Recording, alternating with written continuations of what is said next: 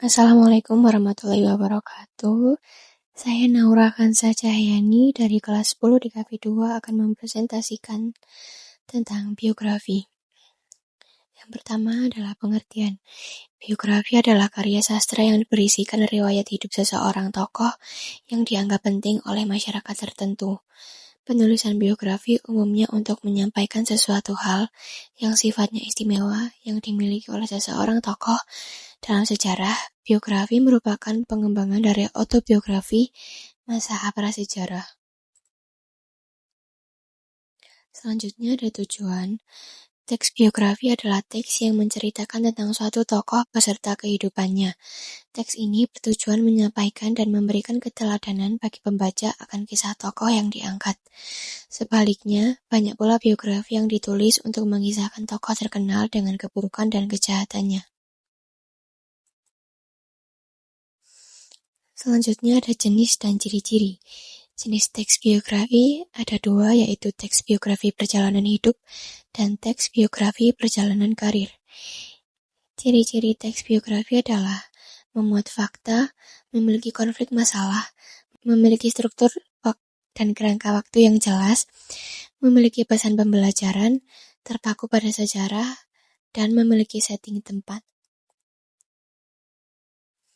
Selanjutnya ada unsur teks biografi. Unsur teks biografi sebagai narasi. Biografi memiliki struktur yang terdiri dari orientasi, kejadian penting, dan reorientasi. Orientasi berisi informasi mengenai latar belakang kisah atau peristiwa. Kemudian kejadian penting mengisahkan rangkaian peristiwa yang dialami oleh tokoh. Dan selanjutnya ada struktur teks biografi ada 3, yaitu orientasi, peristiwa penting, dan reorientasi. Bagian orientasi dalam bagian yang berisi pengenalan tokoh dalam biografi. Orientasi adalah peninjauan untuk menentukan sikap yang tepat dan benar. Selain itu, orientasi juga bisa diartikan sebagai pandangan yang mendasari pikiran, perhatian, maupun kecenderungan. Dan peristiwa penting adalah struktur kedua dalam teks biografi yang merupakan inti dari sebuah tulisan. Bagian ini berisi rangkaian peristiwa yang disusun secara kronologis, menurut urutan waktu yang meliputi kejadian-kejadian utama yang dialami oleh tokoh.